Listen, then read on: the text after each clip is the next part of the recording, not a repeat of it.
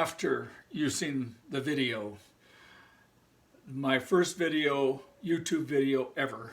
So be patient and have fun watching an old man deal with 21st century technology ever. My daughter Amy, who is an adjunct professor at a college up near Burlington, Vermont, asked me if I'd show her students how to make homemade yogurt. Something that I've been doing, probably since the early 70s, using, you might recognize this if you're old enough, an antique Salton yogurt maker. But times have changed, methods have improved, and my aim during this video is to show her students, and you, if you're interested, how to turn a single serving package of yogurt, in this case Green Mountain yogurt made in Vermont, into 12 6-ounce jars of creamy, smooth, yummy, and relatively inexpensive yogurt. So here we go. Be patient as I learn to use iMovie and figure out how to splice together this what will probably not be a piece of artwork. But anyway, enjoy it, and thanks for dropping in. Okay, so let me show you what you're going to need in order to make yogurt. First thing you're going to need is yogurt. Just buy yourself a 5-ounce single-serving package of plain yogurt. Just make sure it's got active lactobacillus bacteria in it, which is going to be used to ferment your milk and turn it into yogurt. I use this Green Mountain, or I've used Chobani. I tend to stay away from store brand yogurts. I don't know why. I think I'm a little bit of a yogurt snob. You're going to need a half a gallon of high quality whole milk. This happens to be Monument Valley, made in Vermont, whole milk. Half gallon. And by the way, you can, if you wanted to half this recipe, there's no reason you can't if you don't want to make this much yogurt. But anyway, that's a no-brainer. If you're going to flavor your yogurt, you're going to need some vanilla. It's homemade vanilla made in Vermont. Easy to do. Well, the vanilla wasn't made in Vermont, but the extract was. Going to need about 2/3 of a cup of white sugar. And by the way, sometimes I feel a little guilty about putting sugar in yogurt. But if you divide this by 12, which is the number of jars this is going to make, it's really not that bad when you think about it. Do the math. You're going to need an instant read thermometer. This is a little CDN thermometer I've had for quite a while. I've ordered it through Amazon. If you turn it on, it'll tell you almost instantly what the temperature is in whatever this probe is in. If it happens to be in milk, it'll tell you what the temperature of your milk is. You're going to heat your yogurt to 190 degrees before you start to cool it. That's going to be important. You're going to need to be able to stir your milk with something. I had this flat bottom whisk for years. It's handy because the bottom, contacts the bottom of the pan and keeps the yogurt or the milk from scorching. And of course, you're going to need a pan. I have this big old pot. It's got a pretty heavy-duty bottom, which distributes the heat evenly and again keeps the yogurt from scorching. And once you've made your yogurt, you're going to need to put it in something. We usually put our yogurt in these 8-ounce jelly jars, and I fill it up to about this first thread. And this recipe will make 12 of these. So again, if you do the math, you can see that not only are you making really nice yogurt, but you're also making relatively inexpensive yogurt. Okay, so having said all that, let's move on and make this stuff. Okay, so let's get going. This is probably a wives' tale, but what I've done here is I've put a few ice cubes in the bottom of my pan, and I'm going to swirl those around People say that this will help prevent milk from scorching. Now, I don't actually believe this, but I'm gonna try it anyway.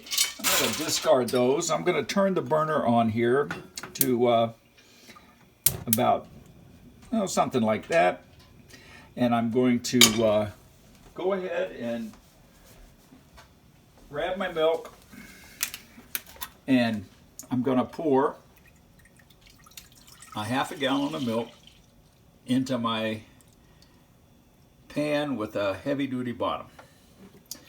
Now, you got to admit, that was not that difficult.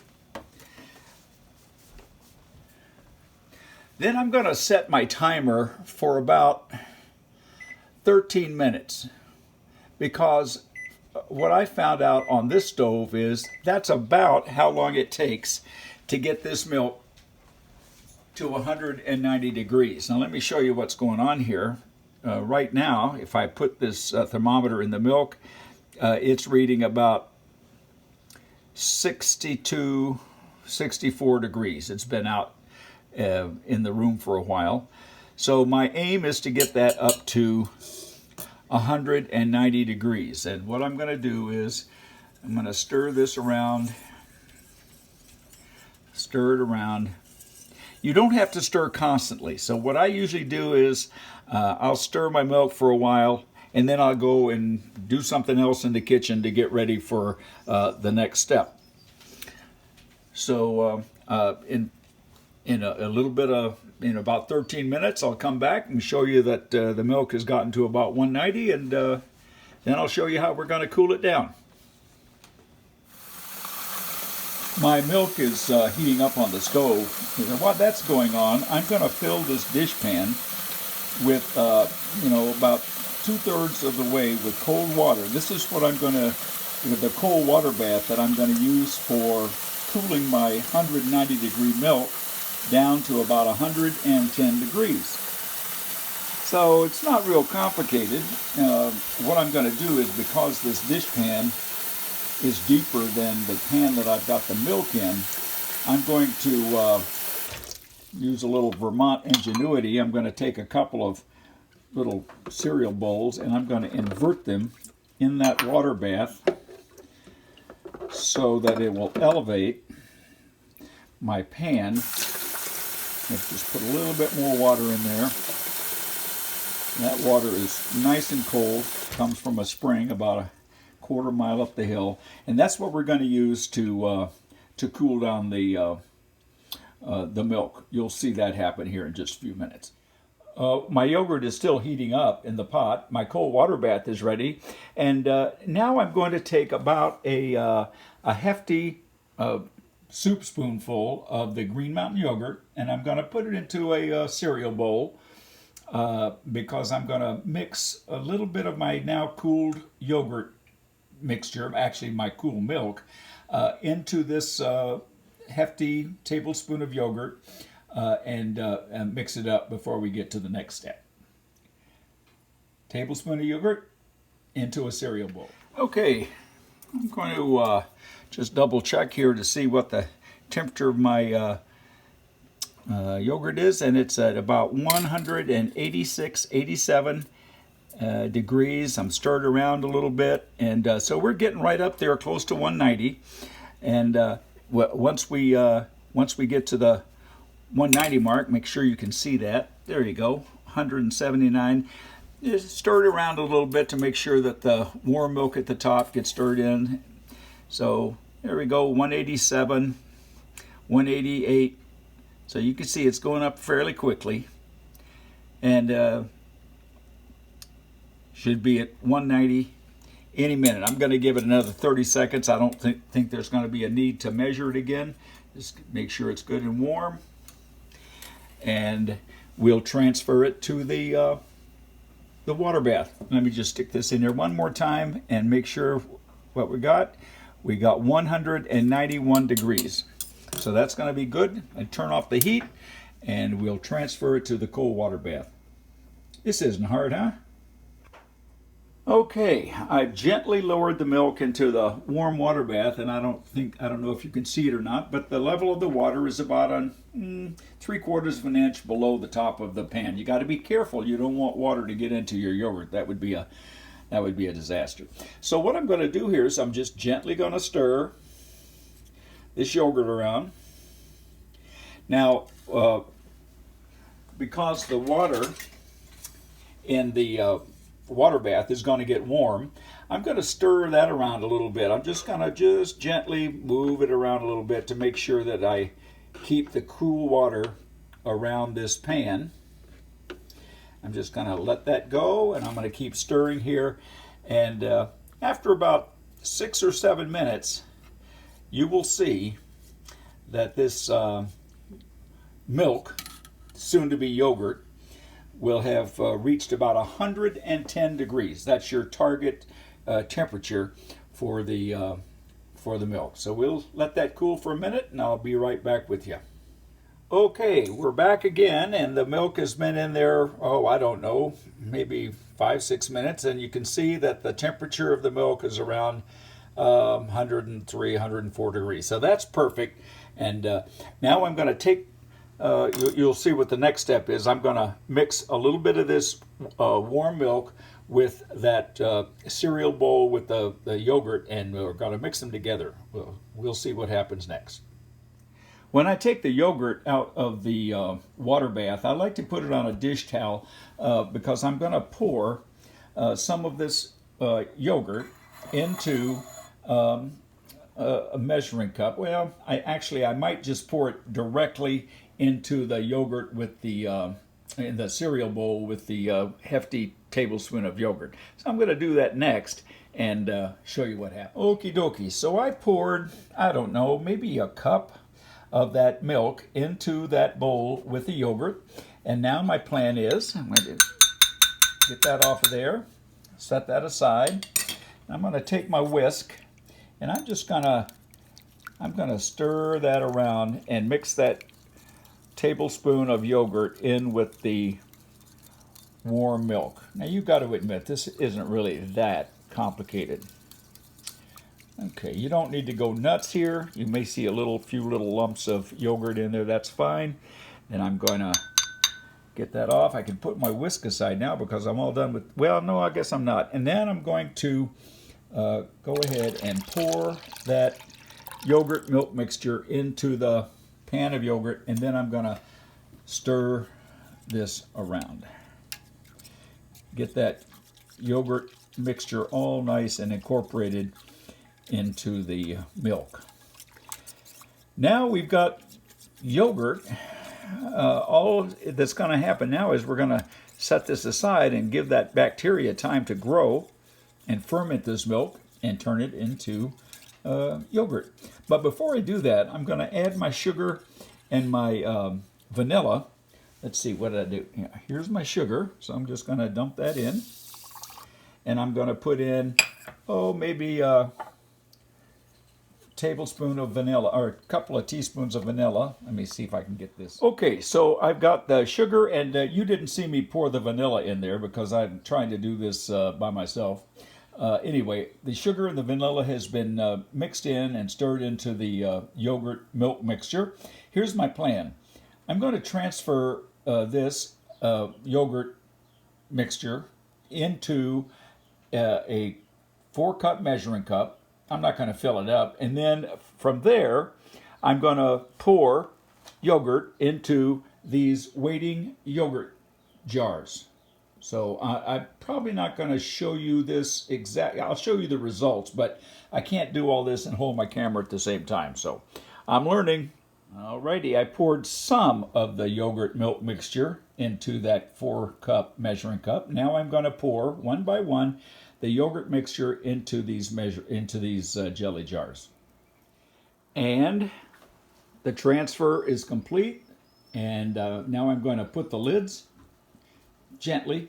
No, I'm not going to tighten them too tight. I'm going to put the lids on those jelly jars, and then I'm going to put this box with my jelly jars in my microwave with the light on the underneath of the microwave which produces a nice warm, maybe 100-degree environment for this yogurt to ferment for about 12 hours. And we'll see what the final product looks like. Okay, so the yogurt's been put in the jars, and as I said, I put that box with the 12 jars in our microwave with the underneath lights on. That heats the interior compartment of the microwave to about 100 degrees. And in about 12 hours or so, that yogurt milk mixture will have turned into nothing more than yummy, what I call vanilla yogurt. And again, if you had chosen not to put any sugar or vanilla in the yogurt, what you would have would be 12 nice jars of plain old yogurt. So, enjoy. Okay, so let's see, it's been about 18 hours since I made this yogurt. It sat in the oven for the microwave for about 12 hours, and then I put it out in our cold garage to cool off. So this is what you wind up with, 12 beautiful little 8-ounce jars of yogurt. Let me just prove to you that it worked. Here's the yogurt, and so something happened overnight during the incubation process. And this is the way I eat it. I take a spoon and a jar. I go sit down with the news on or something, and look at this. Is that beautiful? Oh, my goodness. It is just heavenly. So, I'm saying, you saw me do it. It's not that complicated. And my dream come true is that you'll give it a shot and enjoy this homemade yogurt as much as I do. Thanks for dropping in. Bye. So that's it.